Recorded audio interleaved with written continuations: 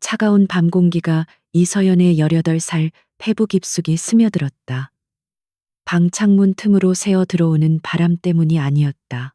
아래층에서 들려오는 새어머니 박수진의 날카로운 목소리가 집안의 모든 온기를 얼어붙게 만들고 있었다. 그 목소리는 절망이라는 이름의 비수가 되어 서연의 심장을 겨누고 있었다. 아버지가 평생을 바친 작은 공장은 부도 직전이었고 집은 곧 은행에 넘어갈 운명이었다. 희망은 사치였다. 박수진은 쾅소리와 함께 서연의 방문을 열어젖혔다. 그녀의 얼굴에는 조급함과 탐욕이 뒤섞인 기묘한 표정이 걸려 있었다. 그녀는 서연의 낡은 책상 위에 서류 몇 장을 신경질적으로 던졌다. 그것은 결혼 계약서였다. 잉크 냄새가 채 가시지 않은 종이 위에는 서연의 이름과 함께 낯선 남자의 이름이 적혀 있었다. 강민호, 나이 60, 직업 아우라 그룹 명예회장. 이서연, 더 이상 시간 끌 거 없어. 여기에 도장만 찍으면 돼. 그러면 이 모든 빚더미에서 벗어날 수 있어. 내 아버지도 살리고 이 집도 지킬 수 있다고. 박수진의 목소리는 꿀처럼 달콤했지만 그 안에는 독이 숨겨져 있었다. 그녀는 서연의 미래를 제물로 삼아 자신의 안위를 지키려는 속셈을 조금도 숨기지 않았다. 서연은 아무 말 없이 계약서를 내려다보았다. 글자들이 눈앞에서 춤을 추는 것 같았다. 그녀의 눈에는 눈물 대신 짙은 체념이 고였다. 아버지를 떠올렸다. 병상에 누워 희미한 숨을 내쉬면서도 항상 서연을 보며 미소 짓던 아버지. 그 미소를 지키기 위해서라면 악마에게 영혼이라도 팔 수 있었다.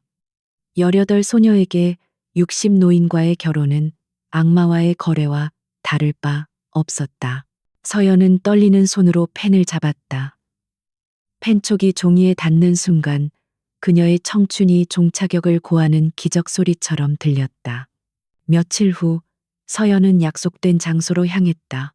검은색 세단이 그녀를 태운 곳은 서울 외곽의 거대한 저택이었다. 높다란 담벼락과 육중한 철문은 마치 세상과 단절된 요새처럼 보였다. 저택은 현대적인 디자인으로 지어졌지만 이상하리만치 온기가 느껴지지 않았다. 잘 가꿔진 정원조차도 생명력보다는 정교하게 만들어진 박제품처럼 차갑고 인공적인 느낌을 주었다. 집사로 보이는 중년 남자가 무표정한 얼굴로 그녀를 맞이했다.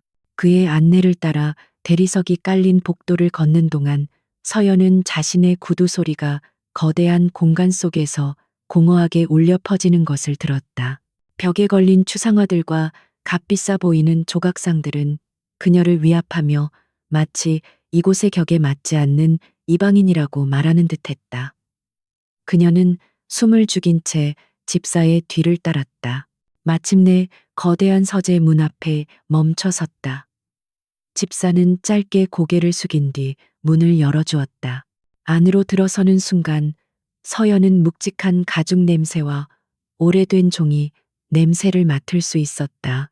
방 안은 전체적으로 어두웠지만 통유리 창을 통해 들어오는 희미한 저녁 햇살이 먼지 입자들을 비추고 있었다.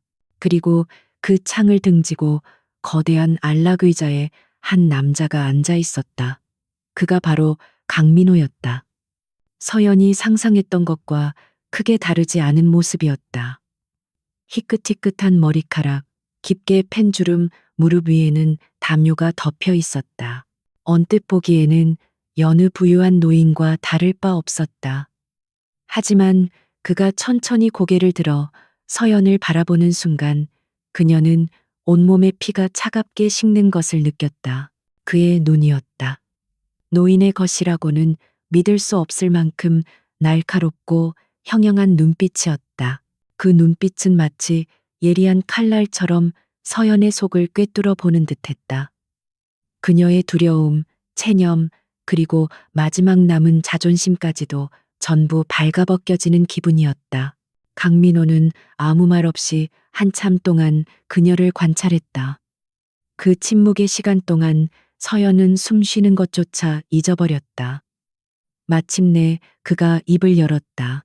목소리는 나이든 사람 특유의 거친 소리가 섞여 있었지만 그 안에 담긴 힘은 젊은이의 것보다 더 단단했다. 네가 이서연이냐? 그는 묻는 것이 아니라 확인하는 어투로 말했다. 서연은 간신히 고개를 끄덕였다. 계약서는 읽어보았겠지. 네가 이곳에서 해야 할 일은 단 하나다. 내 아내로서 조용히 존재하는 것. 그 이상도 그 이하도 바라지 않는다. 그의 말에는 어떤 감정도 실려 있지 않았다. 마치 사업상의 거래 조건을 읊는 것처럼 냉정하고 사무적이었다. 서연은 입술을 깨물었다. 조용히 존재하는 것. 그것은 곧 그녀의 꿈, 희망, 그리고 그녀 자신을 모두 지우라는 말과 같았다. 하지만 그녀에게는 선택의 여지가 없었다. 네, 알고 있습니다. 그녀의 목소리는 미세하게 떨리고 있었다. 그 떨림을 눈치챘는지 강민호의 입가에 희미한 미소가 스쳐 지나가는 듯했지만 금세 사라졌다. 그 미소는 온화함과는 거리가 멀었다. 그는 손짓으로 그녀에게 나가보라는 신호를 보냈다. 첫 만남은 그렇게 허무하게 끝났다. 서연은 돌아서서 서재를 나왔다. 문이 닫히는 순간까지도 등 뒤에 꽂히는 그의 날카로운 시선이 느껴졌다. 저택을 빠져나오는 내내 그녀의 머릿속은 혼란으로 가득 찼다. 단순한 노인이 아니었다. 깊은 심연을 품고 있는 정체를 알 수 없는 존재. 그녀는 거대한 함정에 빠진 기분이었다. 결혼식은 조촐하게 치러졌다. 양가 가족 몇 명만이 참석한 채 서약과 반지 교환이 기계적으로 이루어졌다. 박수진은 내내 얼굴에서 미소가 떠나지 않았고 병색이 완연한 서연의 아버지는 텅 빈 눈으로 딸의 모습을 바라볼 뿐이었다. 서연은 웨딩드레스의 무게보다 더 무거운 삶의 무게를 느끼며 모든 절차를 감내했다. 그날 이후 거대한 저택은 그녀의 새로운 집이자 감옥이 되었다. 저택에서의 생활은 규칙의 연속이었다.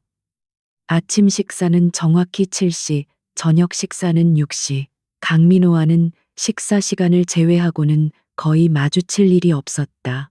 그는 대부분의 시간을 서재에서 보냈고 서연은 광활한 저택 안을 유령처럼 배회했다. 집안의 고용인들은 모두 그녀를 사모님이라 불렀지만 그들의 눈빛에서는 존경심을 찾아볼 수 없었다. 그들은 마치 잘 훈련된 감시자들처럼 서연의 모든 행동을 지켜보는 듯했다. 서연은 이 모든 것을 묵묵히 받아들였다. 아버지의 회사가 위기를 넘겼고 가족들이 살던 집을 지켜냈다는 사실만이 유일한 위안이었다. 그녀는 도서관에서 책을 읽거나 아무도 없는 정원을 산책하며 시간을 보냈다. 하지만 마음속 깊은 곳에서는 꺼지지 않는 불씨가 남아 있었다. 이대로 모든 것을 포기하고 무기력하게 살아갈 수는 없다는 작은 반항심이었다. 어느 날 저녁 식사 시간, 강민호가 평소와 달리 그녀에게 말을 걸었다. 학교는 어떻게 할 생각이냐? 그는 음식의 시선을 고정한 채 무심하게 물었다. 서연은 잠시 놀랐지만 이내 침착하게 대답했다. 그만두었습니다. 그녀의 대답에 그는 처음으로 고개를 들어 그녀를 제대로 쳐다보았다. 그의 눈빛은 여전히 날카로웠지만 그 안에는 언뜻 호기심 같은 것이 스치는 듯했다. 왜 그만두었지? 내가 학비 정도는 대줄 수 있는데. 그의 말은 배려처럼 들렸지만 서연은 그 안에 숨겨진 가시를 느낄 수 있었다. 그는 지금 그녀의 자존심을 시험하고 있었다. 회장님의 돈으로 제 꿈을 사고 싶지는 않습니다. 서연은 흔들림 없는 목소리로 대답했다. 순간 식탁 위에는 팽팽한 긴장감이 흘렀다. 강민호는 수저를 내려놓고 그녀를 뚫어지게 바라보았다. 그의 눈빛이 조금 더 깊어졌다. 그는 서연이 단순히 돈 때문에 팔려온 순종적인 어린 신부가 아니라는 것을 깨닫고 있는 듯했다. 꿈이라 내 나이에는 흔한 것이지. 하지만 세상은 꿈만으로 살아갈 수 있는 곳이 아니다. 현실을 직시하는 법을 배워야 할 게다. 그는 다시 한번 훈계하는 듯한 말투로 말했지만 서연은 물러서지 않았다. 그녀는 그의 눈을 똑바로 마주 보았다. 현실이 제 꿈을 짓밟도록 내버려 두지는 않을 겁니다. 언젠가 제 힘으로 다시 일어설 겁니다. 그 말을 내뱉는 순간 서연은 스스로도 놀랐다. 그녀의 마음속 깊은 곳에 숨어 있던 용기가 처음으로 고개를 든 것이었다. 강민호는 더 이상 아무 말도 하지 않았다. 그는 그저 알 수 없는 표정으로 그녀를 바라볼 뿐이었다. 그날의 저녁 식사는 그렇게 어색한 침묵 속에서 끝났다. 그날 밤 서연은 잠을 이룰 수 없었다. 강민호의 눈빛이 계속해서 머릿속을 맴돌았다. 그는 단순한 늙은이가 아니었다. 그의 행동과 말 하나하나에는 의도가 숨겨져 있었고 마치 거대한 체스판 위에서 그녀를 말처럼 다루고 있는 것 같았다. 그녀는 자신이 이 결혼이라는 거대한 게임의 일부가 되었음을 직감했다. 그리고 이 게임에서 살아남기 위해서는 그저 순종적인 인형으로 있어서는 안 된다는 것을 깨달았다. 서연은 조용히 침대에서 일어나 서재 쪽으로 향했다. 깊은 밤 저택은 숨막히는 정적에 휩싸여 있었다. 서재 문틈으로는 희미한 불빛이 새어 나오고 있었다. 그녀는 조심스럽게 문에 귀를 가져다 댔다. 안에서는 누군가 통화하는 소리가 들려왔다. 강민호의 목소리였다. 하지만 평소에 늙고 거친 목소리가 아니었다. 훨씬 젊고 힘 있는 전혀 다른 사람의 목소리였다. 그래, 아직은 계획대로 진행되고 있어. 그 아이 생각보다 만만치 않아. 눈빛이 살아있더군. 서연은 자신의 귀를 의심했다. 목소리의 주인은 분명 강민호의 방 안에 있는데 목소리는 완전히 다른 사람이었다. 강태환 부사장은 계속 의심하고 있으니 당분간은 지금처럼 몸을 낮추고 있어야 해. 모든 증거를 확보할 때까지는 섣불리 움직여서는 안 된다. 강태환 부사장. 서연은 그 이름을 들어본 적이 있었다. 아우라 그룹의 실세이자 강민호 회장의 조카. 아버지의 회사가 부도 위기에 처했을 때 마지막까지 채권을 회수하려 했던 사람이 바로 그였다. 심장이 거세게 뛰기 시작했다. 거대한 음모의 한가운데에 자신이 서 있다는 불길한 예감이 온몸을 감쌌다. 그녀는 더 이상 듣고 있을 수 없었다. 조용히 발걸음을 돌려 자신의 방으로 돌아왔다. 방으로 돌아온 서연은 창밖에 짙은 어둠을 바라보았다. 저택의 불빛이 꺼진 정원은 마치 괴물의 입속처럼 캄캄했다. 그녀는 이제 더 이상 순진한 18 소녀가 아니었다. 자신을 둘러싼 비밀과 거짓을 파헤쳐야만 살아남을 수 있는 생존자가 되어야 했다. 강민호, 그는 대체 누구인가? 그리고 이 결혼 뒤에는 어떤 진실이 숨겨져 있는가? 서연의 눈빛이 밤의 어둠보다 더 깊고 차갑게 빛나기 시작했다. 그녀의 전쟁은 이제 막 시작되고 있었다. 밤은 깊었지만 서연은 잠들 수 없었다. 어젯밤 서재 문틈으로 들려온 그 젊고 힘있는 목소리가 귓가에 생생하게 맴돌았다.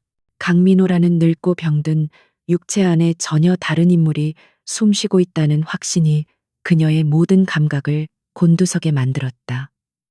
이 거대한 저택은 더 이상 단순한 금빛 세장이 아니었다. 정교하게 설계된 연극 무대였고 그녀는 자신도 모르는 사이 그 연극의 중심 인물로 던져진 것이었다. 다음 날 아침 식탁에 앉은 서연은 평소와 다른 시선으로 강민호를 관찰했다.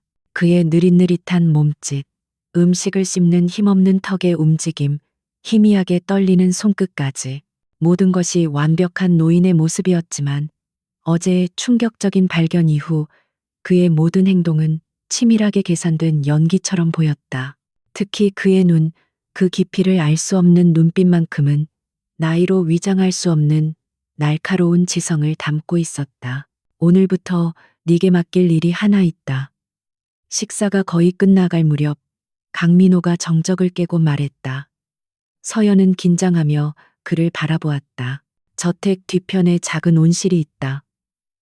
그곳에 있는 난초들을 네가 관리하도록 해라.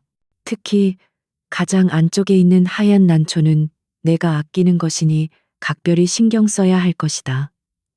그의 말은 명령이었지만 그 안에는 미묘한 시험의 의도가 담겨 있음을 서연은 직감했다. 집사의 안내를 받아 도착한 온실은 오랫동안 사람의 손길이 닿지 않은 듯 황량했다. 여러 종류의 식물들이 있었지만 대부분 시들거나 말라 죽어 있었다. 그리고 가장 안쪽 먼지 쌓인 유리 선반 위에는 그가 말한 하얀 난초가 있었다. 잎은 누렇게 변색되었고 꽃대는 힘없이 꺾여 있었다. 누가 보아도 곧 죽을 운명이었다. 이것은 명백한 시험이었다. 그녀의 인내심과 순종을 시험하려는 의도. 서연은 아무런 불평 없이 소매를 걷어붙였다. 그녀는 이것을 단순한 과제로 받아들이지 않았다. 이것은 그의 의도를 파악하고 이 연극 속에서 자신의 역할을 찾아내기 위한 첫 번째 단서였다. 그녀는 저택의 도서관으로 향했다. 다행히 그곳에는 방대한 양의 서적이 있었고 식물에 관한 전문 서적도 여러 권 찾아낼 수 있었다. 그녀는 며칠 밤낮으로 난초 재배에 관한 모든 것을 파고들었다. 그녀의 하루는 온실에서 시작해 온실에서 끝났다. 흙을 갈고 습도를 조절하고 영양분을 공급하며 죽어가는 난초에 정성을 쏟았다. 집안의 고용인들은 그런 그녀의 모습을 의아한 눈으로 바라보았다. 돈에 팔려온 어린 신부가 고된 정원사 노릇을 자처하는 것을 이해할 수 없다는 표정이었다. 하지만 서연은 그들의 시선에 아랑곳하지 않았다. 그녀에게 이 난초는 곧 자기 자신이었다. 꺾이고 버려졌지만 아직 살아남을 힘이 남아있는 존재. 한편 강민호, 아니 강지우는 서재의 모니터를 통해 온실 속 서연의 모습을 지켜보고 있었다. 그의 서재에는 저택 곳곳을 비추는 CCTV 화면이 숨겨져 있었다. 그는 서연이 불평하거나 포기할 것이라 예상했다. 혹은 집사를 시켜 사람을 고용해달라고 요청할 것이라 생각했다. 하지만 그녀는 묵묵히 그리고 놀라울 정도로 전문적으로 죽어가는 난초를 돌보고 있었다. 책을 옆에 쌓아두고 밤늦게까지 연구하는 모습은 그의 예상을 완전히 벗어나는 것이었다. 흥미롭군. 지우는 낮은 목소리로 읊조렸다. 그는 서연에 대한 첫인상을 수정해야 했다. 그녀는 그저 돈 때문에 희생된 가련한 소녀가 아니었다. 주어진 환경 속에서 어떻게든 살아남을 방법을 찾아내는 강인한 생존자였다. 그의 입가에 희미한 미소가 떠올랐다. 이 결혼이라는 게임이 생각보다 재미있어질 것 같다는 예감이었다. 그의 시험은 여기서 끝나지 않았다. 며칠 후 그는 서연을 다시 서재로 불렀다. 내 서재에 있는 오래된 서류들을 정리해줬으면 좋겠다. 워낙 오래된 것들이라 어디서부터 손대야 할지 막막하구나. 그가 가리킨 곳에는 수십 개의 상자가 먼지를 뒤집어 쓴 채 쌓여 있었다. 그것들은 아우라 그룹의 초창기 기록들과 그의 아버지가 남긴 사업 관련 자료들이었다. 겉보기에는 그저 낡은 종이 더미에 불과했다. 하지만 그 안에는 강태환 부사장의 비리가 시작되기 이전 아우라 그룹이 가지고 있던 순수한 경영 철학과 사업 기록들이 고스란히 담겨 있었다. 이것은 두 번째 시험이었다. 그녀의 지성과 관찰력을 시험하기 위한 장치. 그저 시키는 대로 먼지를 털고 분류만 할 것인가, 아니면 그 기록들 속에 담긴 의미를 읽어내려 노력할 것인가. 지우는 그녀의 선택을 지켜보기로 했다. 서연은 말없이 고개를 끄덕이고 서류 정리를 시작했다. 캐캐묵은 먼지 냄새가 코를 찔렀지만 그녀는 개의치 않았다. 오히려 이 서류 더미 속에서 강민호라는 인물, 혹은 그가 연기하는 인물의 과거에 대한 단서를 찾을 수 있을지도 모른다는 생각에 집중했다. 그녀는 서류를 연대순으로 정리하며 내용을 꼼꼼하게 읽어 내려갔다. 처음 며칠간은 특별한 것을 발견하지 못했다. 대부분 평범한 회계장부나 회의록이었다. 하지만 계속해서 서류를 읽어나가던 서연은 미묘한 차이점을 발견하기 시작했다. 특정 시점을 기준으로 회사의 투자 방식이나 거래처가 급격하게 바뀌는 지점들이 있었다. 특히 강태환이라는 이름이 자주 등장하기 시작하면서부터 회사의 재무 흐름이 불투명해지고 설명할 수 없는 지출들이 눈에 띄게 늘어났다. 서연은 경영학을 전공하지 않았지만 총명한 머리로 그 흐름의 이상함을 감지할 수 있었다. 그녀는 자신의 발견을 노트에 조용히 기록했다. 이것이 무엇을 의미하는지는 정확히 알 수 없었지만 어젯밤 들었던 통화 내용과 연결되는 중요한 퍼즐 조각이라는 것만은 분명했다. 그녀는 자신의 의심을 절대 겉으로 드러내지 않았다. 강민호 앞에서는 그저 묵묵히 서류 정리만 하는 순종적인 아내의 모습을 연기했다. 그녀의 그런 모습은 지훈을 더욱 혼란스럽게 만들었다. 그는 서연이 무언가 발견했으리라 짐작했지만 그녀는 어떤 질문도 하지 않았고 어떤 표정의 변화도 보이지 않았다. 마치 깊은 바다처럼 자신의 속을 전혀 드러내지 않았다. 지훈은 그녀가 만만치 않은 상대라는 것을 다시 한번 인정해야 했다. 그는 서연을 시험하고 있었지만 동시에 서연 역시 그를 시험하고 있는 것인지도 몰랐다. 시간이 흘러 서연이 온 씨를 돌보기 시작한 지 한 달이 지났다. 어느 날 아침 온실에 들어선 그녀는 자신의 눈을 의심했다. 죽은 듯이 말라 비틀어져 있던 하얀 난초에 꺾인 꽃대 끝에서 작지만 새하얀 꽃봉오리가 맺혀 있었다. 서연은 자신도 모르게 탄성을 질렀다. 그것은 절망 속에서 피어난 작은 희망의 증거였다. 그녀는 조심스럽게 꽃봉오리를 어루만졌다. 차가운 유리 온실 안에 마침내 온기가 돌기 시작했다. 그날 저녁 식사 시간, 서연은 작은 접시에 활짝 핀 하얀 난초 한 송이를 담아 강민호의 앞에 조용히 놓았다. 강민호는 말없이 난초와 서연을 번갈아 쳐다보았다. 그의 눈빛이 미세하게 흔들리는 것을 서연은 놓치지 않았다. 그가 연기하는 냉정함에 가면 뒤에 숨겨진 인간적인 감정의 동요였다. 그는 잠시 말을 잃었다. 죽어가던 난초에서 피어난 연약하지만 강인한 생명력은 마치 서연 자신을 보는 것 같았다. 수고했다. 한참 만에 그가 내뱉은 말은 단 두 마디였다. 하지만 그 안에는 이전에는 없었던 미묘한 인정의 감정이 담겨 있었다. 그날 이후 저택의 차가운 공기는 아주 조금씩 변하기 시작했다. 강민호는 여전히 과묵하고 냉정했지만 서연을 대하는 태도에서 의도적인 시험의 가시가 조금 무뎌진 것을 느낄 수 있었다. 그는 가끔 식사 시간에 그녀에게 사업에 관한 추상적인 질문을 던지기도 했다. 만약 당신이 한 회사의 주인이라면 가장 중요하게 생각하는 가치는 무엇인가? 어느 날 저녁 그가 뜬금없이 물었다. 서연은 잠시 생각에 잠겼다가 차분하게 대답했다. 신뢰입니다. 직원과의 신뢰, 고객과의 신뢰, 그리고 사회와의 신뢰. 신뢰를 잃은 기업은 아무리 거대해도 결국 모래성처럼 무너질 수밖에 없다고 생각합니다.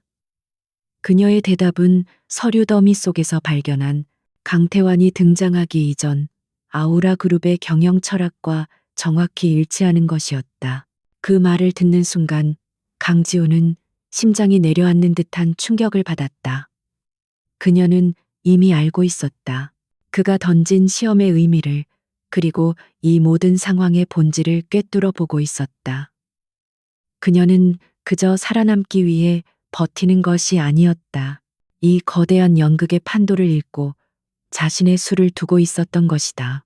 그는 처음으로 자신이 위장한 늙은이의 가면, 뒤에서 식은땀을 흘리고 있다는 사실을 깨달았다.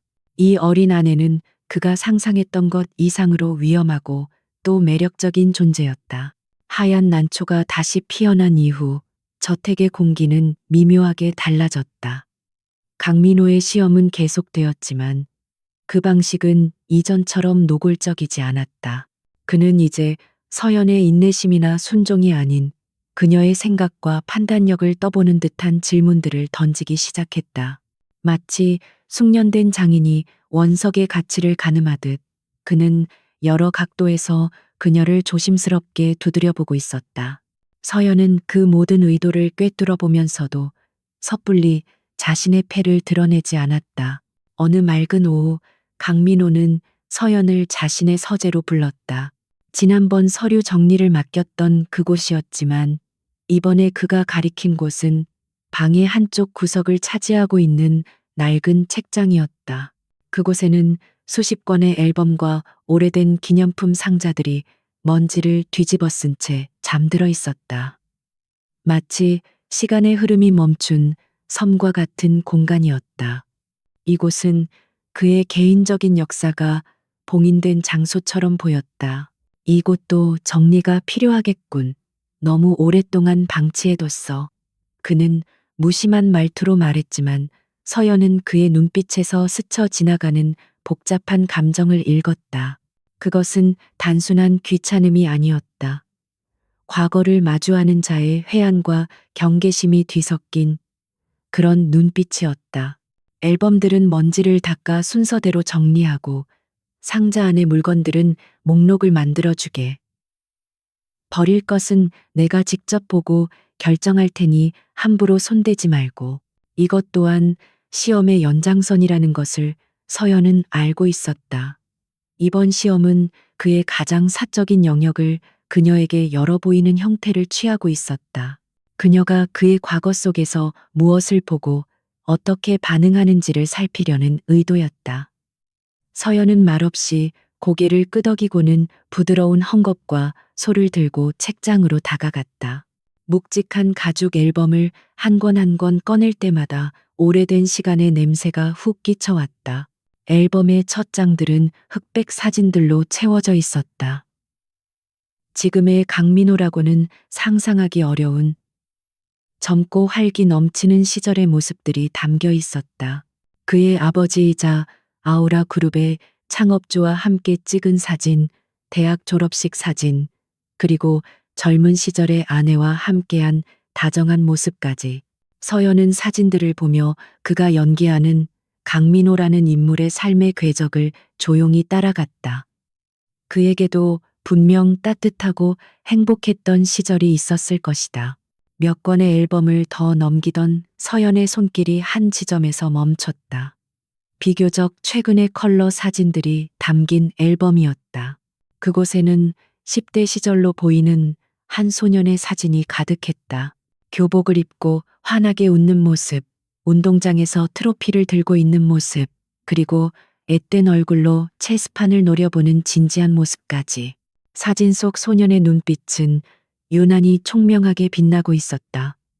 사진 밑에는 내 사랑하는 조카 지훈이라는 짧은 글귀가 적혀 있었다. 강지훈, 서연의 심장이 가늘게 떨렸다. 강민호 회장의 유일한 혈육이자 몇 년 전 유학 중에 실종되었다고 알려진 비운의 천재. 회사 사람들 사이에서는 그가 사고로 죽었다거나 혹은 경영권 다툼에 휘말려 사라졌다는 흉흉한 소문이 돌고 있었다. 서연은 다음 페이지를 넘겼다. 소녀는 훌쩍 자라 어느새 늠름한 청년이 되어 있었다. 명문대학의 졸업 가운을 입고 있는 그의 모습은 눈이 부실 정도로 자신감과 지성미가 넘쳤다. 그런데 그 사진을 보는 순간 서연은 숨을 멈췄다. 청년 강지훈의 얼굴. 그 얼굴은 낯설지 않았다. 물론 서연이 매일 식탁에서 마주하는 늙고 주름진 강민호의 얼굴과는 전혀 달랐다. 하지만 그의 눈, 모든 것을 꿰뚫어 볼 듯한 그 날카롭고 깊은 눈매만큼은 소름 끼치도록 닮아 있었다. 아니, 닮은 것이 아니라 똑같았다. 그 순간 오래된 필름처럼 기억의 조각들이 서연의 머릿속에서 빠르게 스쳐 지나갔다. 어느 깊은 밤 서재 문틈으로 들려왔던 그 젊고 힘있는 목소리. 때때로 늙은이의 행동이라고는 믿기 힘든 민첩한 몸놀림을 보였다가 황급히 기침으로 감추던 그의 부자연스러운 모습들. 그리고 사업의 본질을 꿰뚫는 날카로운 질문을 던지던 지성.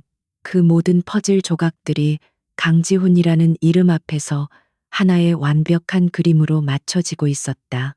심장이 미친 듯이 뛰기 시작했다.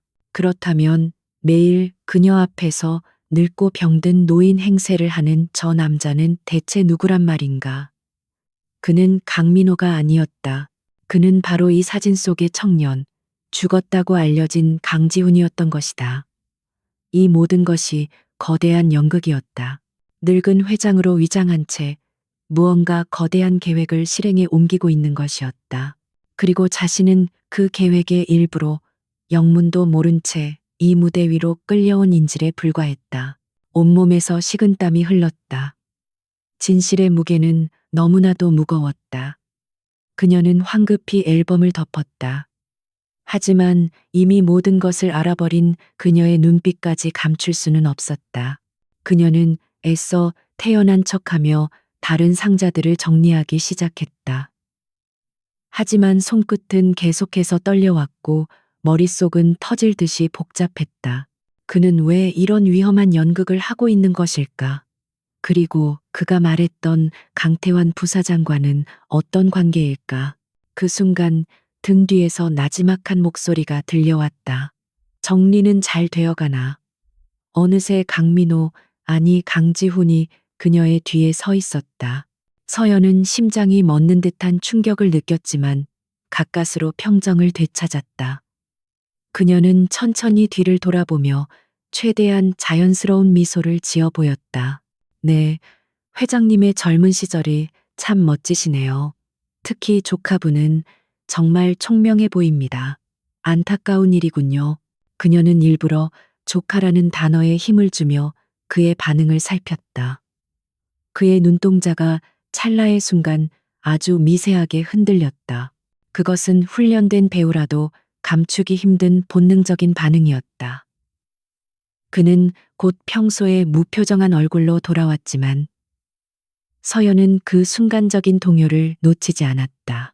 그녀의 의심은 이제 확신이 되었다. 그는 가면을 쓰고 있었다. 아주 정교하고 두꺼운 가면을. 지훈 역시 등골이 서늘해지는 것을 느꼈다. 그녀의 말은 순수한 감상평처럼 들렸지만 그를 똑바로 쳐다보는 눈빛은 모든 것을 알고 있다는 듯한 기묘한 확신에 차 있었다. 그녀는 그저 사진을 본 것이 아니었다. 사진 뒤에 숨겨진 진실의 그림자를 본 것이었다. 그는 자신이 너무 섣불리 그녀를 시험대에 올렸을지도 모른다는 생각을 처음으로 했다. 이 어린 아내는 그의 통제 범위를 벗어나 스스로 생각하고 움직이는 변수였다. 그래, 똑똑한 아이였지. 그는 애써 태연하게 대답하며 앨범 쪽으로 시선을 돌렸다. 그의 목소리는 슬픔에 잠긴 노인의 것처럼 낮게 갈라져 나왔다. 완벽한 연기였다. 하지만 한 번 가면 뒤에 맨 얼굴을 본 서연의 눈에는 그 모든 것이 위선으로 보일 뿐이었다. 두 사람 사이에는 보이지 않는 팽팽한 긴장감이 흘렀다. 서로의 속내를 알면서도 모르는 척 치열한 심리전이 벌어지고 있었다. 그날 이후 서연의 태도는 더욱 조심스러워졌다. 그녀는 자신이 진실을 알고 있다는 사실을 철저히 숨겼다. 여전히 순종적이고 과묵한 아내의 역할을 수행했지만 이제 그녀의 모든 행동에는 치밀한 계산이 깔려 있었다. 그녀는 그의 대화 속에서, 그의 행동 속에서 그의 진짜 계획에 대한 단서들을 하나씩 수집하기 시작했다. 그가 왜 자신을 선택했는지, 그리고 자신이 이 게임에서 어떤 역할을 해야 하는지를 알아내야만 했다. 이제 서연은 더 이상 수동적인 희생자가 아니었다. 그는 그녀를 시험하고 있었지만 이제 그녀 역시 그의 정체를 손에 쥔 채 그를 시험하고 있었다. 이 위험한 줄다리기 속에서 먼저 균형을 잃는 쪽이 패배하게 될 것이었다. 서연은 자신의 방 창가에 서서 어두워지는 정원을 내려다보았다. 이 거대한 저택이라는 무대 위에서 그녀는 이제 자신의 의지로 춤을 추기로 결심했다. 진실이라는 가장 날카로운 무기를 손에 쥔 채 서연이 강지훈의 정체를 알아차린 후 저택에는 보이지 않는 수싸움이 계속되었다. 그녀는 자신의 발견을 철저히 비밀에 붙인 채 그의 의도를 파악하기 위해 더욱 세심하게 그를 관찰했다. 강지훈 역시 그녀가 무언가 눈치챘음을 짐작하면서도 섣불리 그녀를 떠보지 않고 자신의 연극을 이어갔다. 두 사람은 서로의 속내를 감춘 채 아슬아슬한 동거를 지속하고 있었다. 그 미묘한 균형은 예상치 못한 방문객에 의해 산산조각 났다. 어느 날 오후 집사가 다급한 표정으로 서재로 들어와 강태환 부회장의 방문을 알렸다. 그 이름을 듣는 순간 강지훈의 눈빛이 얼음장처럼 차가워졌다. 강태환, 자신의 아버지를 죽음으로 내몰고 회사를 통째로 삼키려 하는 탐욕스러운 숙부. 그가 예고도 없이 이곳을 찾아온 것은 분명 무언가 다른 속셈이 있기 때문이었다. 지우는 애써 분노를 억누르며 늙고 병든 노인의 모습으로 돌아갔다. 잠시 후 잘 차려입은 강태환이 거만한 걸음걸이로 서재에 들어섰다. 그는 지훈을 잠시 훑어보더니 경멸이 담긴 미소를 지었다. 숙부님, 건강은 좀 어떠십니까? 제가 너무 무심했네요. 이렇게 직접 찾아뵈었어야 했는데.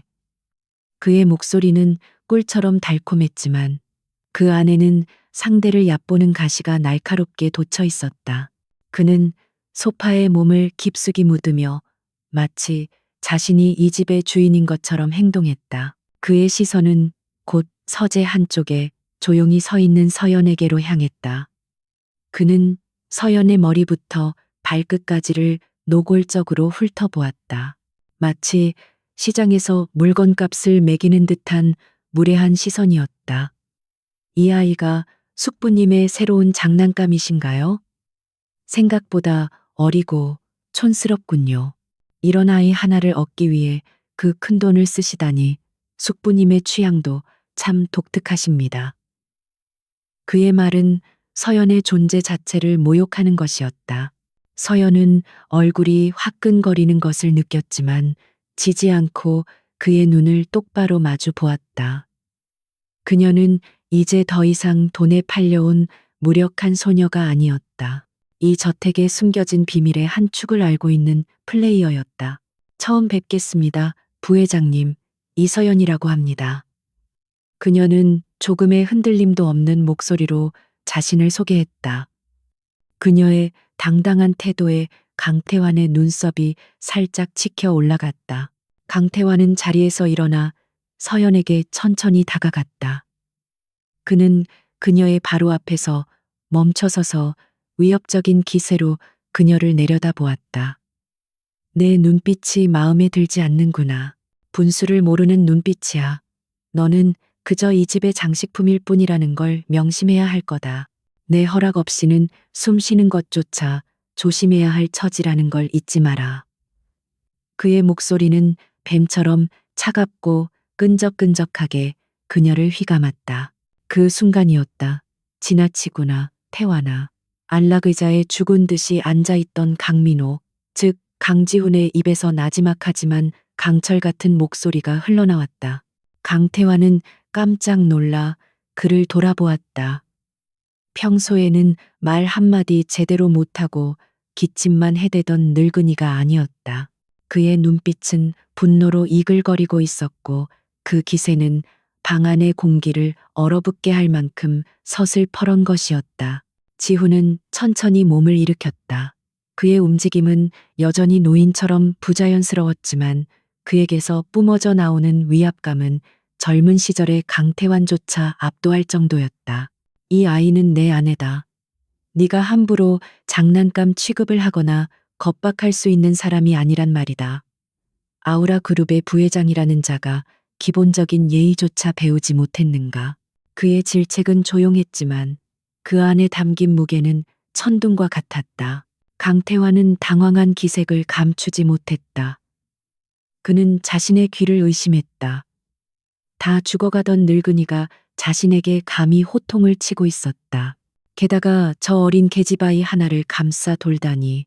숙부님, 지금 저 아이 편을 드시는 겁니까? 고작 저런 것 하나 때문에 제게 화를 내시는 겁니까? 그는 믿을 수 없다는 듯이 소리쳤다. 그의 오만한 자존심에 제대로 금이 간 것이었다. 지우는 지팡이를 짚고 그에게 한 걸음 다가섰다. 내 집에서 내 사람에게 무례를 범하는 것을 용납할 수 없다는 뜻이다. 네가 이 집의 주인이 아니라는 사실을 잊은 모양이구나. 당장 돌아가라. 그리고 다시는 내 허락 없이 이 집의 문턱을 넘을 생각하지 마라. 그의 목소리에는 거스를 수 없는 단호함이 실려 있었다. 그것은 명예회장이라는 직위가 주는 권위를 넘어선 타고난 지배자의 목소리였다. 강태환의 얼굴이 분노로 붉게 달아올랐다. 그는 차마 더 이상 반박하지 못하고 거친 숨을 몰아쉬었다. 그는 이 모든 상황을 이해할 수 없었다. 하지만 한 가지는 분명했다. 저 늙은이가 생각처럼 만만한 상대가 아니라는 것, 그리고 저 어린 계집이 무언가 변수가 될 수도 있다는 불길한 예감이었다. 그는 서영과 지훈을 번갈아 노려보다가 결국 저주 섞인 말을 내뱉으며 서재를 뛰쳐나가듯 떠났다. 육중한 문이 닫히고 서재에는 다시 정적이 찾아왔다. 하지만 이전과는 전혀 다른 팽팽한 긴장감이 감도는 정적이었다. 서연은 여전히 충격에서 벗어나지 못한 채 그 자리에 서 있었다. 그녀는 강지훈이 자신을 보호해 주리라고는 상상도 하지 못했다. 그는 자신을 이 위험한 게임의 미끼로 이용하고 있는 사람이 아니었던가. 그런데 왜 저토록 맹렬하게 자신을 감싸고 돈 것일까? 그녀의 심장 한구석에서 낯선 감정이 피어올랐다. 그것은 안도감이었다. 거대한 폭풍우 속에서 단단한 방패막을 발견한 듯한 기묘한 안정감. 하지만 동시에 더 큰 혼란에 휩싸였다. 그의 진짜 의도는 무엇일까? 그의 행동은 진심이었을까? 아니면 또 다른 연기의 일부였을까? 그녀는 도저히 그의 속을 알 수가 없었다. 강지훈 역시 복잡한 심경이었다. 강태환이 서연을 모욕하고 위협하는 순간 그는 자신도 모르게 이성을 잃었다. 모든 계획이 틀어질 수도 있다는 위험을 감수하면서까지 그녀를 보호하고 싶었다. 그것은 계획된 행동이 아니었다. 본능이었다. 그는 서연이 더 이상 자신의 계획을 위한 단순한 장기말이 아니라는 사실을 깨달았다. 그녀는 이미 그의 마음속에 예상치 못한 무게를 가진 존재로 자리 잡고 있었다. 그는 서연에게서 시선을 돌린 채 다시 안락의자의 몸을 깊숙이 묻었다. 방금 전의 분노와 위압감은 온데간데 없이 그는 다시 늙고 지친 노인의 모습으로 돌아가 있었다. 괜찮으냐? 그가 낮은 목소리로 물었다. 그 목소리에는 서툴지만 분명한 걱정이 담겨 있었다. 서연은 잠시 망설이다가 작게 고개를 끄덕였다. 네, 감사합니다. 그녀의 대답에 그는 더 이상 아무 말도 하지 않았다. 그날의 사건은 두 사람의 관계에 새로운 파문을 일으켰다. 서연은 강지훈에 대한 경계심을 늦추지 않았지만 그 이면에는 자신도 설명할 수 없는 미묘한 신뢰감이 싹트기 시작했다. 그는 자신을 속이고 있었지만 동시에 자신을 지켜주기도 했다. 이 모순적인 상황 속에서 서연은 자신이 이 게임에서 살아남기 위해서는 그에 대해 더 깊이 알아야만 한다고 생각했다. 그의 적이 누구이고 그의 목표가 무엇인지를. 그것만이 이 위험한 외줄 위에서 균형을 잡을 수 있는 유일한 방법이었다. 강태환이 폭풍처럼 다녀간 후 저택의 정적은 이전과 다른 무게를 갖게 되었다.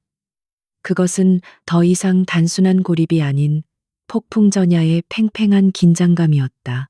이서연은 그날 자신을 보호하던 강지훈의 모습을 떨칠 수 없었다. 그의 행동은 계산된 연기였을까? 아니면 가면 뒤에 숨겨진 진심의 파편이었을까?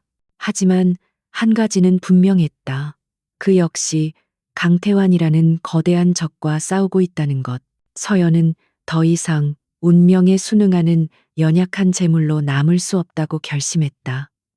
이 거대한 연극의 무대 위에서 그저 끌려다니는 인형이 되기를 거부했다. 그녀는 스스로 생각하고 움직여야만 했다. 살아남기 위해서, 그리고 아버지와 가문을 무너뜨린 배우의 진실을 밝혀내기 위해서. 그녀의 눈빛은 이전보다 한층 더 깊고 단단해졌다. 순진한 사슴의 눈빛은 사라지고 이제 그 자리에는 사냥의 때를 기다리는 안표범의 지혜가 깃들기 시작했다. 그녀의 첫 번째 수는 강지훈의 신뢰를 얻는 것이었다. 물론 그가 자신을 완전히 믿지 않으리라는 것을 알고 있었다. 하지만 적어도 그가 자신을 쓸모 있는 말로 여기게 만들어야 했다. 그녀는 그의 서재를 찾는 횟수를 늘렸다. 처음에는 그저 얌전히 책을 읽거나 서류 정리를 돕는 척했지만 점차 의도적으로 그의 대화에 끼어들기 시작했다. 회장님, 지난번에 정리했던 서류들을 보니 아우라 그룹의 초기 사업 방식은 지금과 많이 다른 것 같습니다.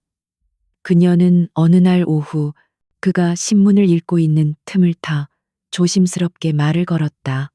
그녀의 질문은 지극히 순수하고 학구적인 호기심처럼 들렸다. 지우는 신문에서 눈을 떼지 않은 채 무심하게 대답했다. 세월이 흐르면 모든 것이 변하는 법이지. 하지만 서연은 물러서지 않았다. 변화에도 방향성이 있다고 생각합니다. 과거의 아우라가 함께 성장하는 숲을 지향했다면 지금의 아우라는 마치 주변의 모든 양분을 빨아들이는 거대한 나무처럼 보입니다. 그녀의 비유는 날카로웠다. 그것은 강태환의 경영 방식을 정확히 꿰뚫는 표현이었다. 그제야 지훈은 신문을 내려놓고 그녀를 제대로 쳐다보았다. 그의 눈빛에는 흥미와 경계가 동시에 서려 있었다. 그는 그녀를 시험하기로 마음먹었다. 니아비의 회사도 그 거대한 나무에 희생된 셈인가? 그의 질문은 잔인했지만 서연은 동요하지 않았다. 오히려 그녀가 기다리던 질문이었다. 저는 그렇게 생각하지 않습니다. 아버지는 성실한 분이셨지만 숲의 생태를 이해하지 못하셨을 뿐입니다.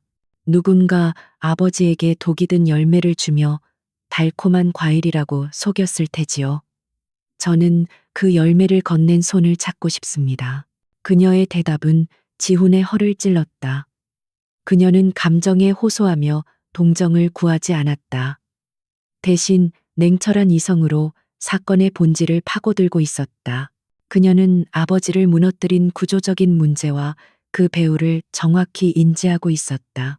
지훈은 처음으로 그녀를 자신의 계획을 위한 변수가 아닌 함께 체스판을 둘 수 있는 플레이어로 보기 시작했다.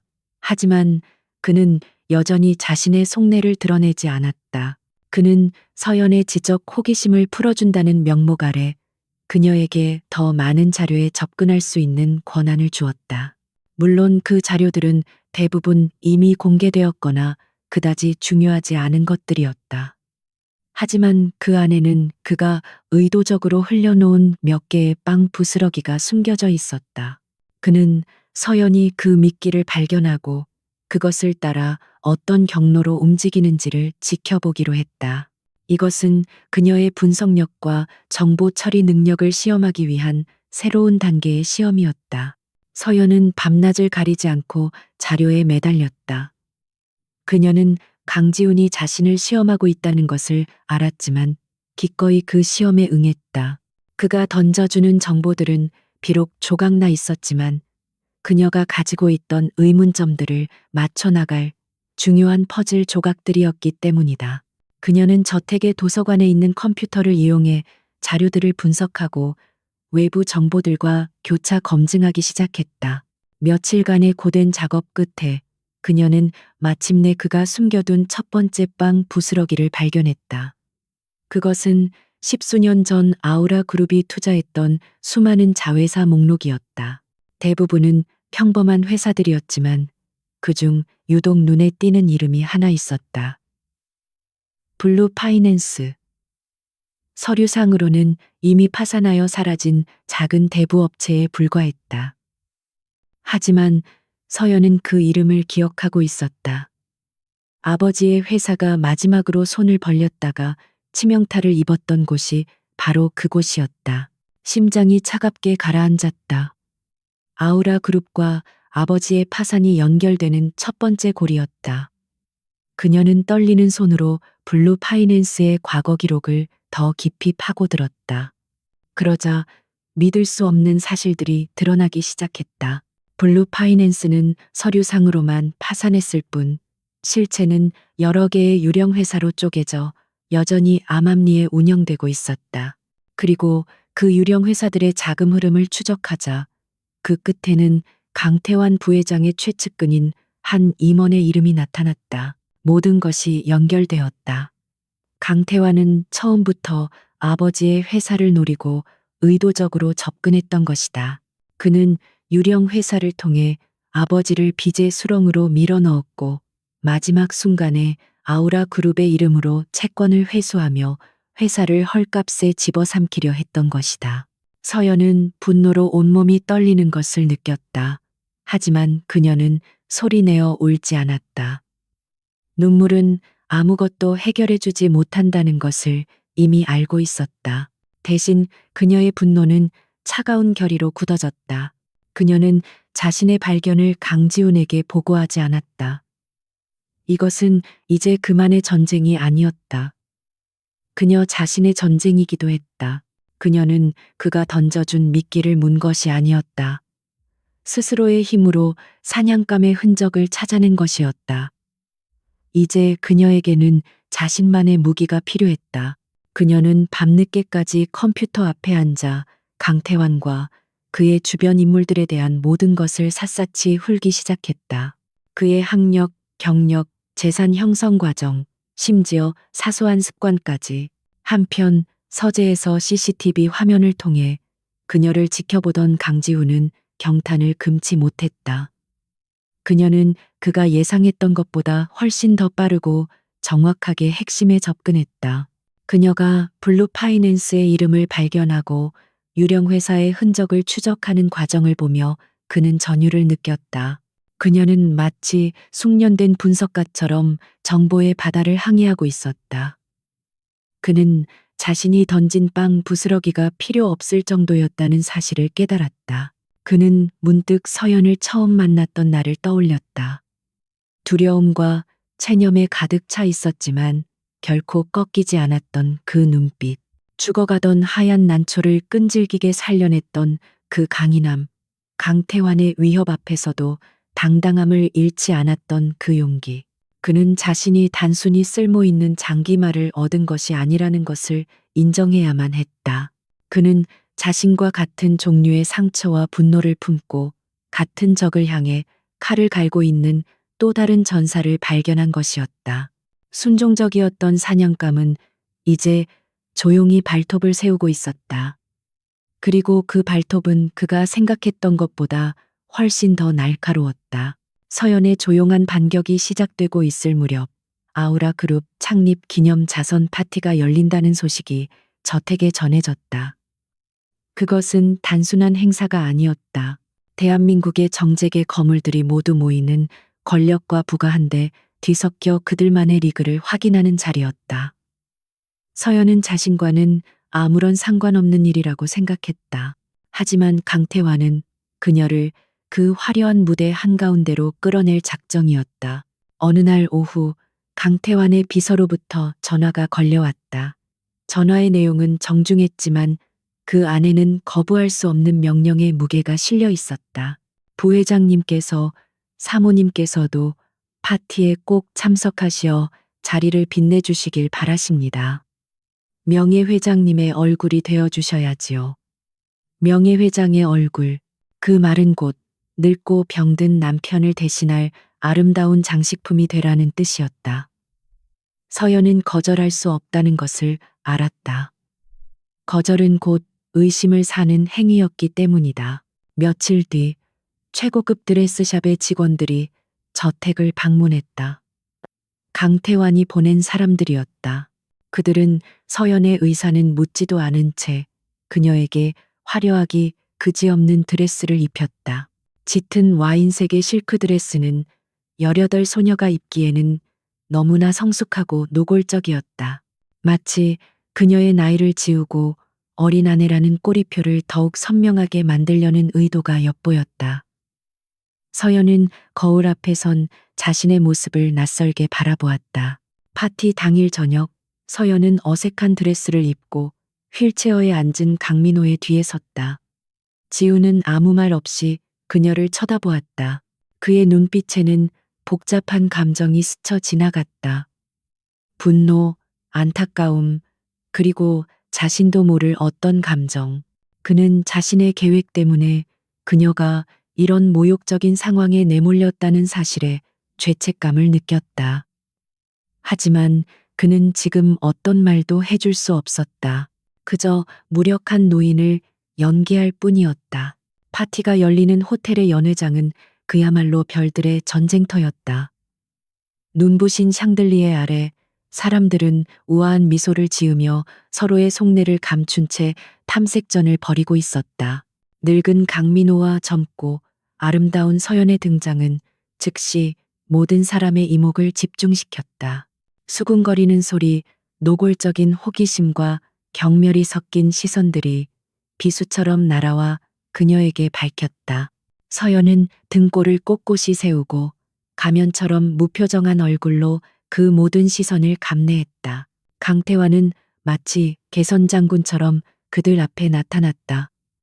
그는 친절한 조카인 척 지훈의 휠체어를 밀며 서연의 허리를 보란 듯이 감쌌다.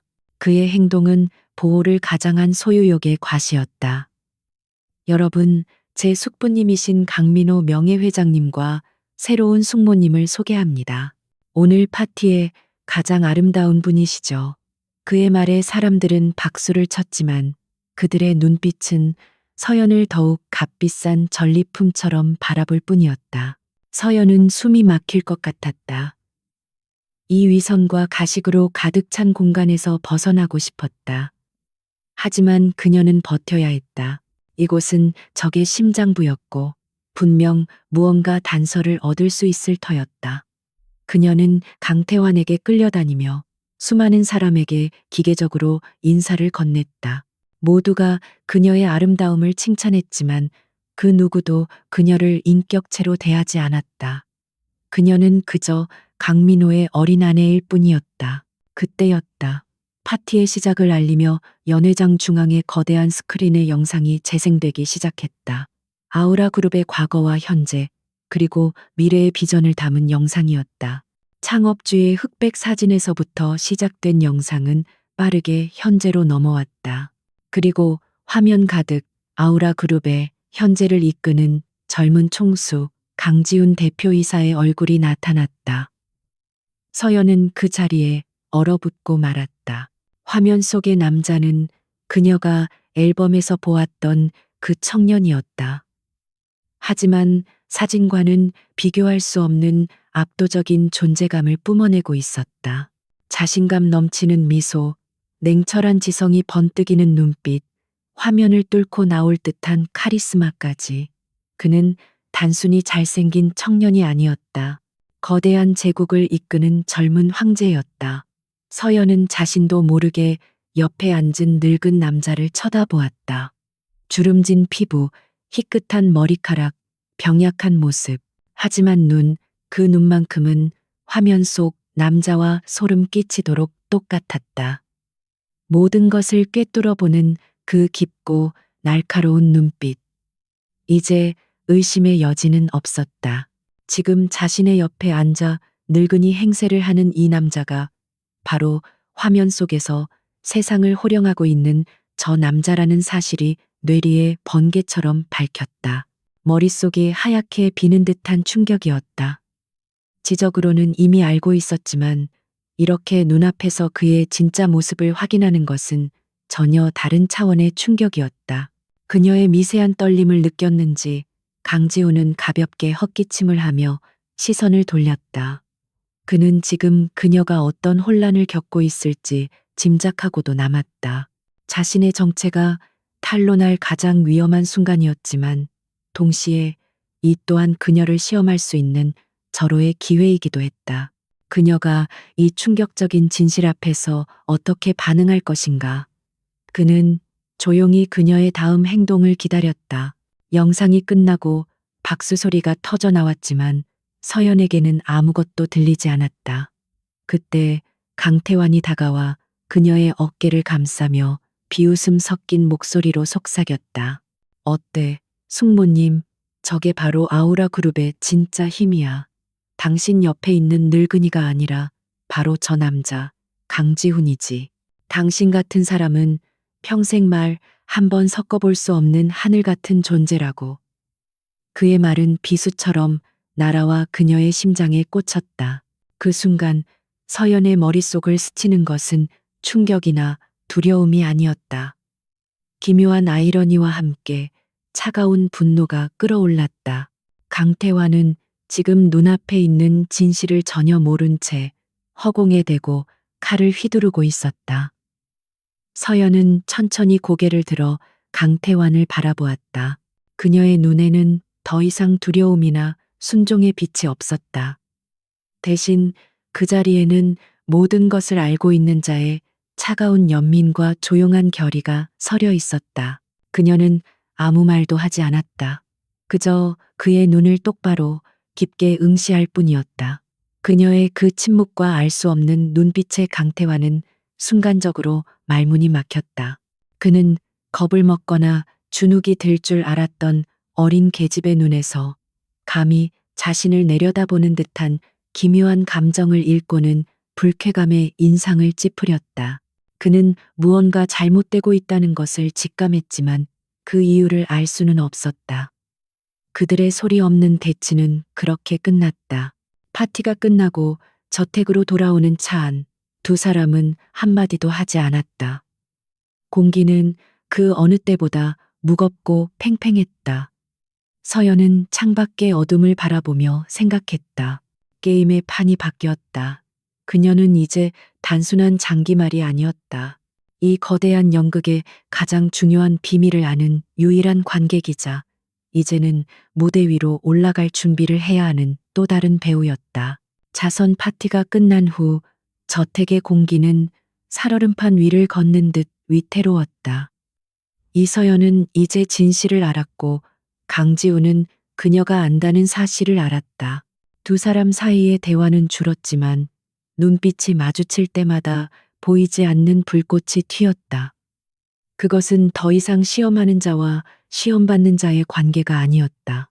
서로의 패를 손에 쥔 채 다음 수를 저울질하는 두 명의 플레이어 사이에 팽팽한 긴장감이었다. 서연의 변화를 가장 민감하게 느낀 것은 강태환이었다.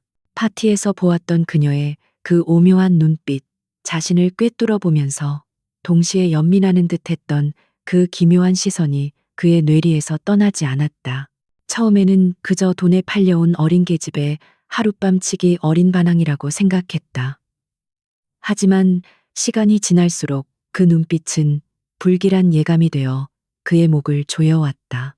그녀는 그가 생각했던 것보다 훨씬 더 위험한 존재일지도 몰랐다. 강태환은 결단해야 했다.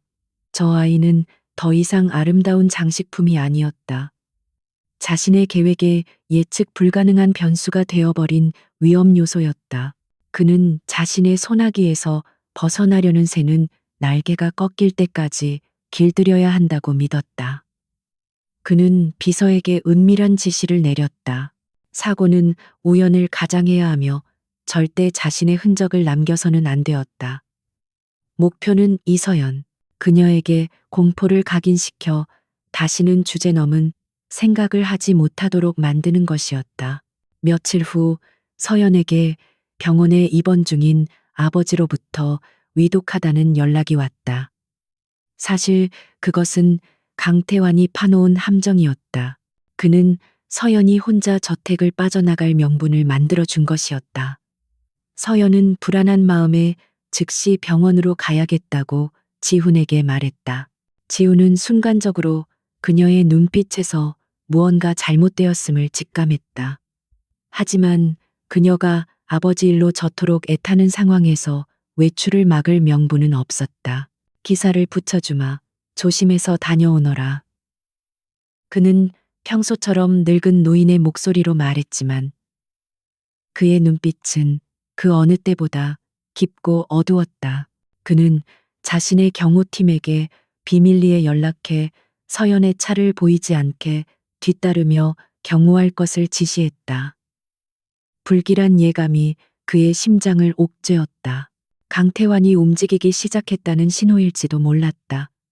서연은 그의 걱정 어린 눈빛을 뒤로하고 저택을 나섰다. 차가 서울 시내로 진입하여 한적한 외곽 도로를 지날 때쯤이었다.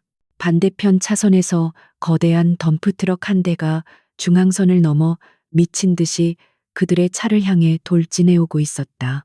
운전기사가 비명을 지르며 핸들을 꺾었지만 이미 피할 수 있는 거리가 아니었다. 서연은 눈앞으로 다가오는 거대한 쇳덩이를 보며 온몸이 얼어붙었다. 죽음의 그림자가 그녀를 덮치는 찰나의 순간이었다.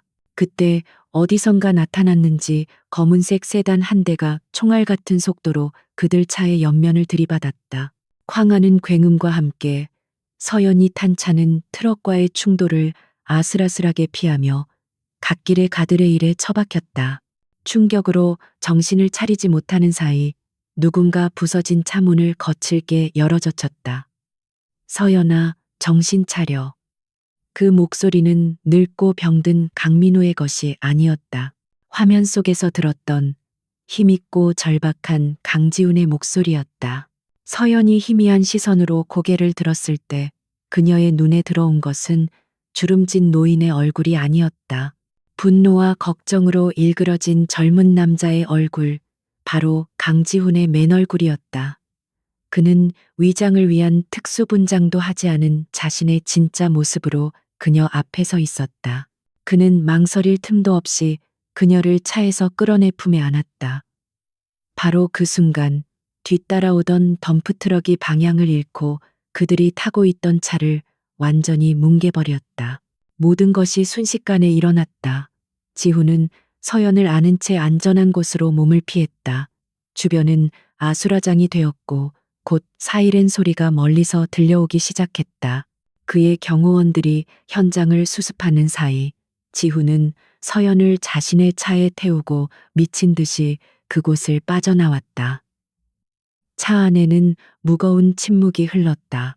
서연은 아직도 충격에서 벗어나지 못한 채 가쁘게 숨을 몰아쉬었고 지훈은 입술을 깨문 채 분노를 사귀고 있었다.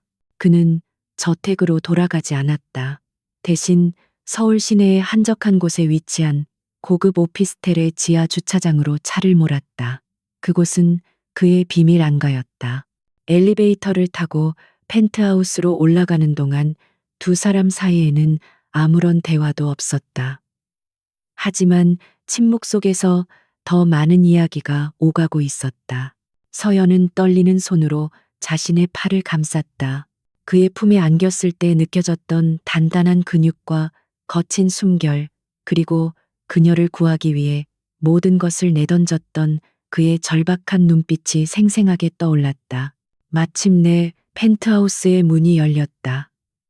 현대적이고 세련된 인테리어의 공간이었지만 온기라고는 찾아볼 수 없는 차가운 곳이었다.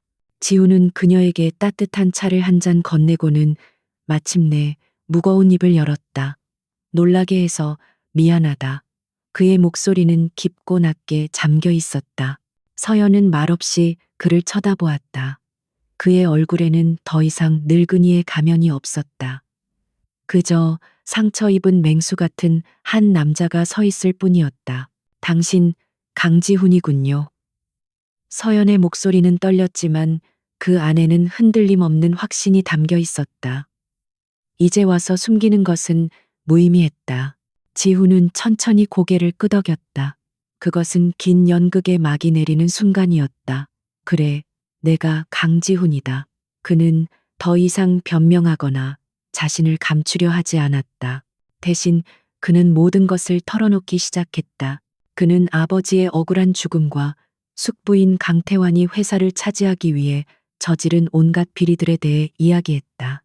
그가 왜 죽음을 위장하고 늙은 명예회장의 모습으로 숨어 지내야 했는지, 그리고 강태환의 비자금 내역과 부패의 증거들을 모으기 위해 얼마나 오랫동안 어둠 속에서 싸워왔는지를 담담하게 고백했다.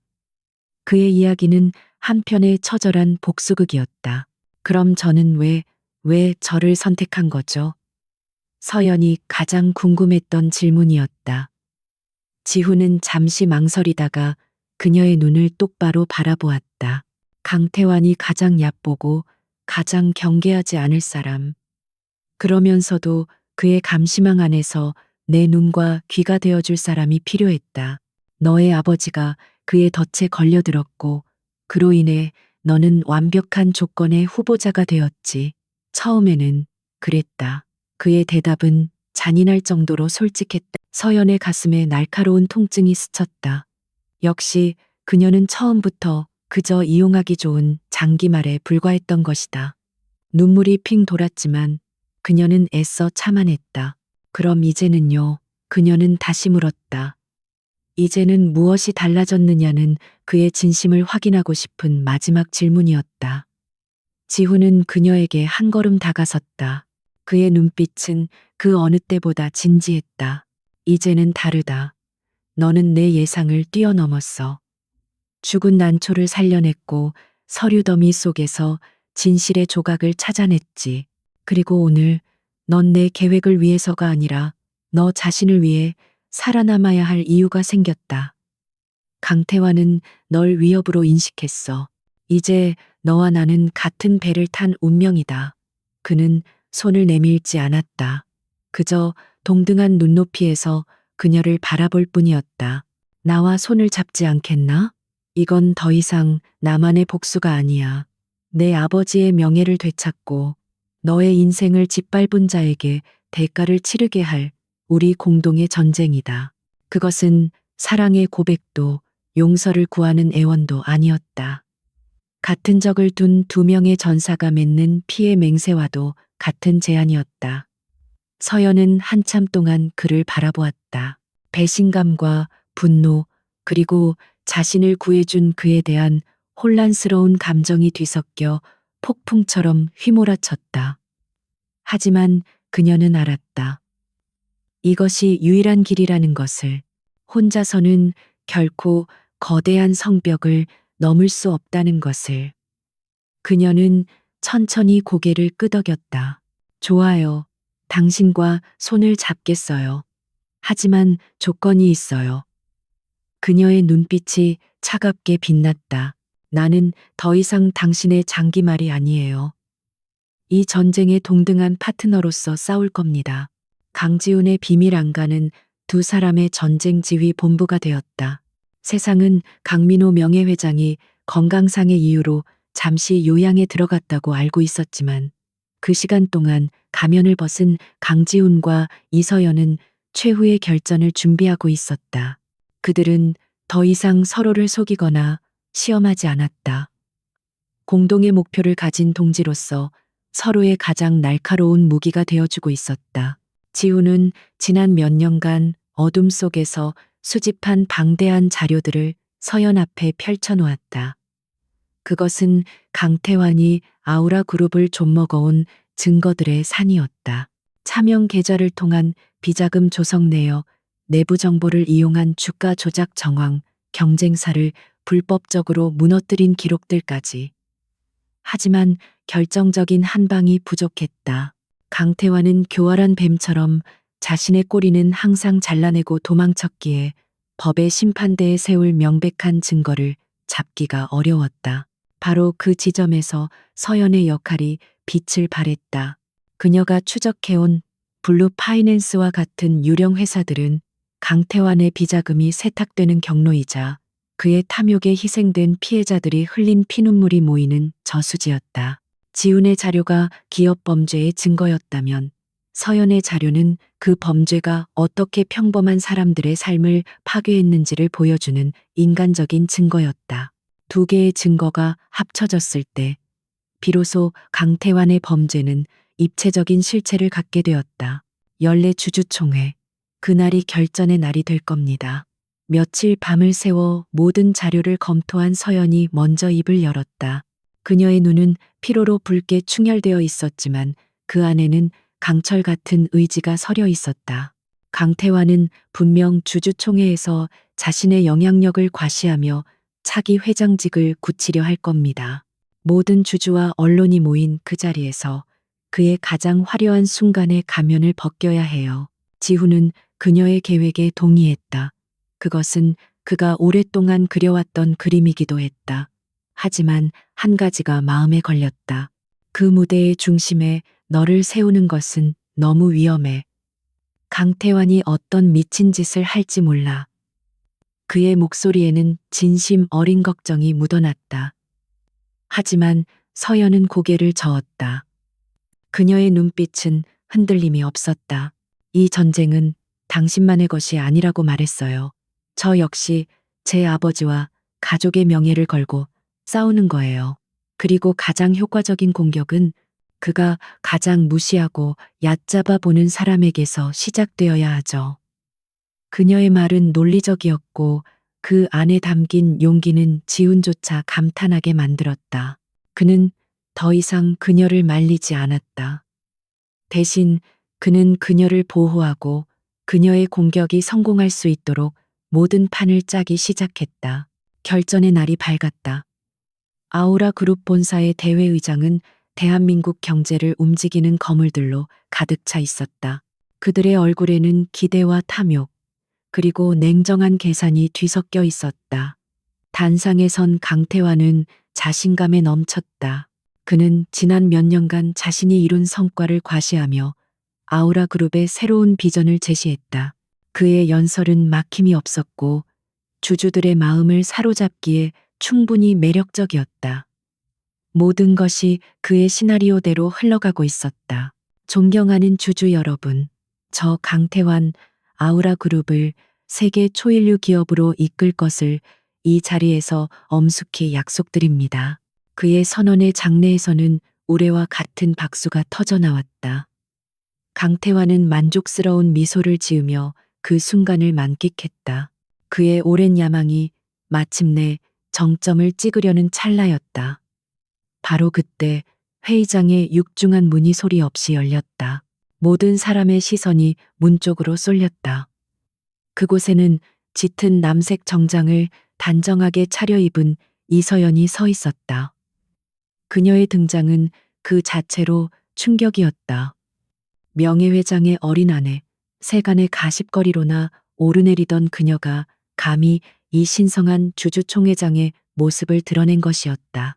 장내는 순식간에 술렁거렸고 강태환의 얼굴은 불쾌감으로 굳어졌다. 지금 뭐 하는 짓이야? 여기가 어디라고 함부로 들어와. 당장 끌어내. 강태환이 경호원들을 향해 고함을 쳤다. 하지만 서연은 조금도 위축되지 않았다. 그녀는 침착하고 또렷한 목소리로 장내를 향해 말했다. 저는 아우라 그룹 명예회장의 법적 대리인이자 오늘 이 자리에서 발언할 권리를 가진 한 명의 주주로서 이 자리에 섰습니다. 그녀의 손에는 유효한 의결권 위임장이 들려 있었다. 강태환은 할 말을 잃었다. 서연은 주주들의 동요를 틈타 단상으로 천천히 걸어나갔다. 그녀는 준비해온 마이크 앞에 서서 잠시 숨을 골랐다. 그리고 그녀의 입에서 나온 첫 마디는 모두의 예상을 뒤엎는 것이었다. 저는 오늘 강태환 부회장님께서 말씀하신 눈부신 성과 이면에 감춰진 진실에 대해 이야기하고자 합니다. 그녀는 자신이 조사한 자료들을 스크린에 띄우기 시작했다. 블루 파이낸스라는 이름이 나타나는 순간 강태환의 얼굴은 새하얗게 질렸다. 서연은 차분하지만 힘있는 목소리로 강태환이 어떻게 유령 회사를 이용해 건실한 중소기업들을 빚더미에 앉히고 헐값에 집어삼켰는지를 폭로했다. 그녀의 아버지 이야기는 그 수많은 피해 사례 중 하나일 뿐이었다. 그녀의 증언은 단순한 기업 비리 폭로가 아니었다. 한 인간의 탐욕이 얼마나 많은 사람들을 절망으로 몰아넣었는지에 대한 처절한 고발이었다. 거짓말이야. 저 계집이 돈을 노리고 나를 모함하는 거다. 강태환은 이성을 잃고 소리쳤다. 그의 추한 모습에 주주들은 더욱 혼란에 빠졌다. 일부는 서연의 증언에 분노했고 일부는 강태환의 편에 서서 그녀를 비난했다. 회의장은 순식간에 아수라장이 되었다. 강태환은 이 상황을 어떻게든 수습해야만 했다. 그가 다시 한번 서연을 끌어내라고 명령하려는 순간이었다. 회의장의 문이 다시 한번 열렸다. 이번에는 모든 언론의 카메라 플래시가 한꺼번에 터졌다. 문 앞에 서 있는 인물 때문이었다. 죽은 줄로만 알았던 혹은 실종되었다고 알려졌던 아우라그룹의 진정한 후계자 강지훈. 그는 완벽하게 재단된 검은 슈트를 입고 스크린 속 영상보다 더 압도적인 카리스마를 뿜어내며 회의장 안으로 천천히 걸어 들어왔다. 장내는 물을 끼얹은 듯 조용해졌다. 사람들은 유령이라도 본 듯한 표정으로 그를 쳐다보았다. 가장 큰 충격을 받은 것은 강태환이었다. 그는 자신의 눈을 의심하며 뒷걸음질 쳤다. 지훈이? 네가 어떻게? 그의 목소리는 공포로 가늘게 떨리고 있었다. 지훈은 그에게는 눈길도 주지 않은 채 단상 위 서연의 옆에 섰다. 그는 마이크를 잡고 나지막하지만 장내 전체를 울리는 목소리로 말했다. 오랜만입니다. 주주 여러분. 제가 잠시 자리를 비운 사이 제 집에 아주 큰 도둑이 들었던 모양입니다. 그의 말은 차가운 농담이었지만 그 누구도 웃지 못했다. 그는 서연이 펼쳐놓은 증거 위에 자신이 수집한 결정적인 증거들을 쏟아내기 시작했다. 강태환의 비자금 계좌 내역, 해외 조세 피난처로 빼돌린 자금의 흐름, 그리고 그의 모든 범죄를 입증할 내부 고발자의 증언까지. 그는 마지막으로 자신이 왜 늙은 노인으로 위장한 채 숨어 지내야 했는지를 설명했다. 숙부의 감시를 피해 진실을 밝히기 위한 처절한 싸움이었음을. 모든 진실이 밝혀지는 순간 강태환은 무너져 내렸다. 그의 제국은 한 줌의 모래성처럼 허무하게 부서졌다. 그가 할 수 있는 것은 아무것도 없었다. 잠시 후 회의장 문이 다시 열리고 검사들과 수사관들이 들이닥쳤다. 그의 화려했던 파티는 그렇게 끝났다. 강태환은 수갑이 채워진 채 허망한 눈으로 지훈과 서연을 번갈아 쳐다보았다. 그는 자신이 가장 하찮게 여겼던 두 사람의 손에 의해 파멸한 것이었다. 모든 것이 끝났다. 기자들이 벌떼처럼 몰려들었지만 지훈은 경호원들의 호의를 받으며 서연과 함께 조용히 회의장을 빠져나왔다. 복도를 걷는 동안 두 사람은 아무 말도 하지 않았다. 길고 길었던 전쟁이 끝난 후의 허탈함과 안도감이 뒤섞인 복잡한 감정이 그들을 감쌌다. 마침내 모든 것이 제자리를 찾은 것이다. 주주총회장의 문이 닫히는 순간 길고 길었던 전쟁의 소음이 거짓말처럼 멀어졌다. 강지훈과 이서연은 승리했다. 복수는 끝났고 정의는 실현되었다. 하지만 아우라 그룹 본사의 고요한 복도를 걷는 두 사람 사이에는 승자의 환희 대신 어색하고 무거운 침묵만이 흘렀다. 모든 것이 제자리를 찾았지만 정작 두 사람의 관계는 어디로 가야 할지 길을 잃은 듯 보였다. 비밀 안가로 돌아오는 차 안에서 서연은 한마디도 하지 않았다. 그녀는 그저 창밖으로 빠르게 스쳐 지나가는 도시의 풍경을 멍하니 바라볼 뿐이었다. 세상은 아우라그룹의 극적인 반전 드라마에 열광하고 있었다. TV와 인터넷은 온통 강지훈의 귀환과 강태환의 몰락에 대한 뉴스로 도배되었다.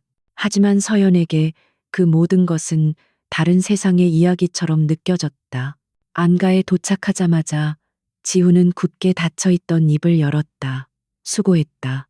네가 없었다면 불가능했을 거야. 그의 목소리에는 깊은 감사와 안도감이 담겨 있었다. 그는 지난 몇 년간 자신을 짓눌러왔던 무거운 짐을 내려놓은 참이었다. 하지만 그의 말은 서연의 마음에가 닿지 못하고 허공에서 흩어졌다. 서연은 그를 돌아보지 않은 채 소파에 힘없이 주저앉았다. 이제 모든 게 끝난 건가요? 그녀의 목소리는 공허하게 울렸다. 지우는 그녀의 옆에 다가와 앉으려 했지만 그녀가 무의식적으로 몸을 움츠리는 것을 보고 걸음을 멈췄다. 그 작은 몸짓 하나가 두 사람 사이에 보이지 않는 깊은 강이 흐르고 있음을 말해주고 있었다. 그는 자신이 이겼다고 생각했지만 어쩌면 가장 중요한 싸움은 지금부터 시작일지도 모른다는 것을 깨달았다. 그래, 끝났다. 강태환과 그 일당들은 법의 심판을 받게 될 거야. 네 아버지의 회사도 내가 원래대로 되돌려 놓을 수 있어. 명예도 회복시켜 드릴 거고 지금까지의 피해에 대해서는 몇 배로 보상하겠다. 네가 원하는 건 뭐든지. 그의 말은 승자가 패자에게 베푸는 관용처럼 들렸다. 그는 자신이 해줄 수 있는 최선의 것을 그녀에게 제안하고 있다고 믿었다. 하지만 그것은 서연이 듣고 싶은 말이 아니었다. 서연은 천천히 고개를 들어 그를 바라보았다. 그녀의 눈에는 눈물 대신 깊은 슬픔과 배신감이 서려 있었다. 보상인가요? 그녀는 나지막이 되뇌었다. 제가 겪은 모든 일들, 제 인생을 통째로 뒤흔들었던 그 시간들이 결국 돈으로 계산될 수 있는 것이었군요. 당신에게는. 그녀의 말은 날카로운 유리 조각처럼 지훈의 심장을 파고들었다. 지훈은 당황했다. 그런 뜻이 아니야. 나는 그냥.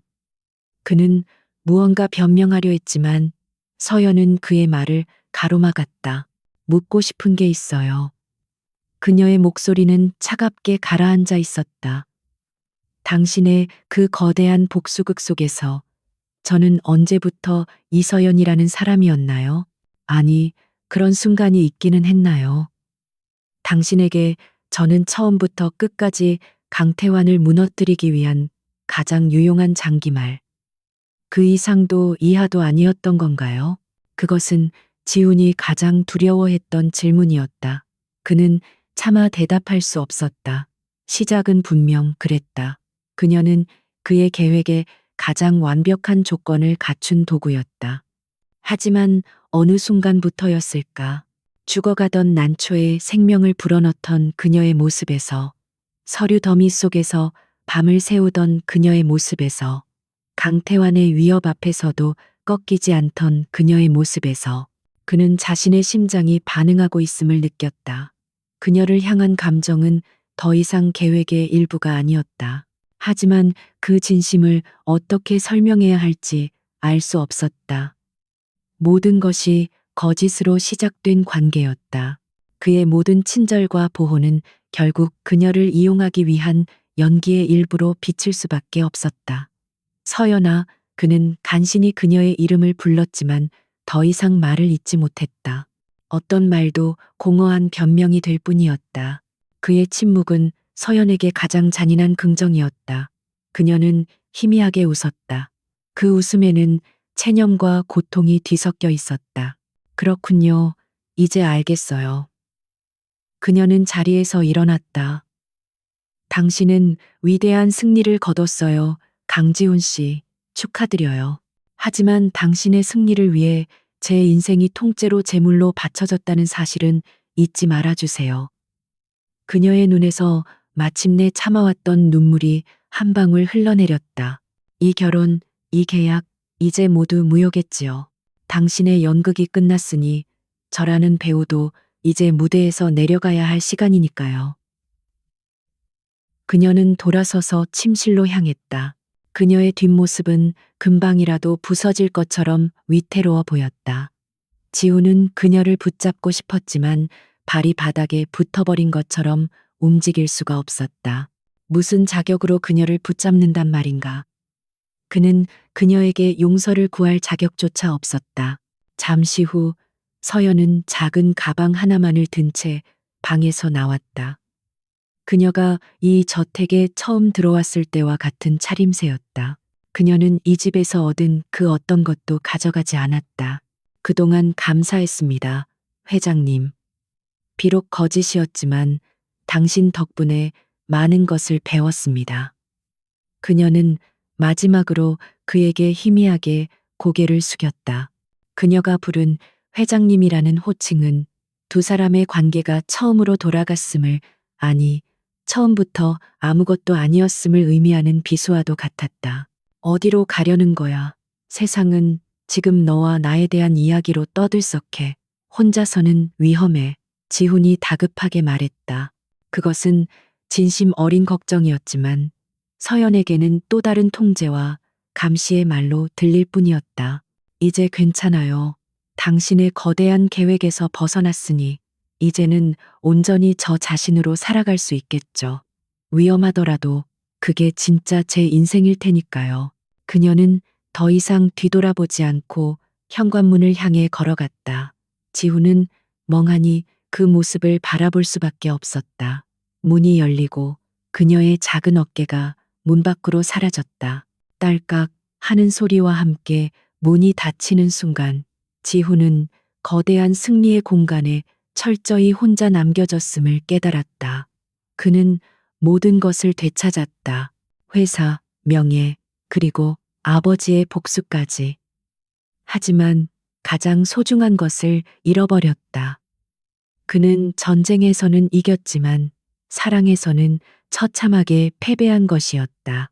텅 빈 거실에는 그의 거친 숨소리와 깨져버린 심장의 소리만이 공허하게 울려 퍼지고 있었다. 이서연이 떠난 펜트하우스는 거대한 무덤처럼 변했다. 세상은 강지훈의 화려한 귀환을 축복했고 아우라 그룹의 주가는 연일 최고치를 경신했다. 그는 모든 것을 되찾았지만 정작 그의 세상은 텅 비어버렸다.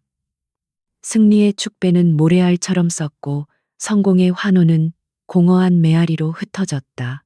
그는 비로소 깨달았다. 복수의 끝에 남은 것은 결국 아무것도 없다는 것을. 그는 서연이 남기고 간 흔적들을 찾아 헤맸다. 그녀가 돌보던 온실의 하얀 난초는 여전히 맑은 향기를 피우고 있었고 그녀가 정리했던 서재의 앨범은 가지런히 꽂혀 있었다. 모든 것이 그대로였지만 그곳에 그녀만 없었다. 그는 그녀가 앉았던 소파에, 그녀가 잠들었던 침대에 홀로 누워보았다. 그녀의 온기가 희미하게 남아있는 듯 했지만 그것은 곧 차갑게 식어버려 그를 더욱 비참하게 만들었다. 한편 세상 밖으로 나온 서연은 혹독한 현실과 마주해야 했다. 그녀는 강민호의 어린 아내에서 하루아침에 아우라 그룹 스캔들의 중심인물이 되어 있었다. 사람들은 그녀를 동정하거나 혹은 질투했고 기자들은 끈질기게 그녀의 뒤를 쫓았다. 그녀는 모든 연락을 끊고 작은 원룸을 얻어 조용히 숨어 지냈다. 그녀에게는 이제 아무것도 남지 않았다. 가족의 빚은 해결되었지만 그 과정에서 그녀는 자기 자신을 잃어버렸다. 하지만 그녀는 무너지지 않았다. 그 지옥 같던 저택에서 그녀는 살아남는 법을 배웠다. 그녀는 더 이상 순진하고 무력한 18 소녀가 아니었다. 그녀는 검정고시를 준비하기 시작했다. 빼앗겼던 자신의 시간을, 자신의 꿈을 되찾기 위한 첫걸음이었다. 낮에는 아르바이트를 하고 밤에는 책상에 앉아 공부했다. 고된 하루였지만 스스로의 힘으로 무언가를 이뤄내고 있다는 사실이 그녀를 버티게 했다. 물론 밤이 되면 어김없이 그가 떠올랐다. 자신을 속였던 냉정한 남자, 그러면서도 위험 속에서 자신을 지켜주었던 남자, 그의 거짓된 친절과 진심 어린 눈빛이 뒤섞여 그녀를 혼란스럽게 했다. 그를 증오했지만 동시에 그리워하는 스스로를 발견할 때마다 그녀는 깊은 자기 혐오에 빠졌. 그와의 관계는 처음부터 끝까지 독이었지만 그 독은 이미 그녀의 심장 깊숙이 퍼져 있었다. 시간이 흘렀다. 강지우는 서연의 행방을 찾았지만 섣불리 그녀 앞에 나타나지 않았다.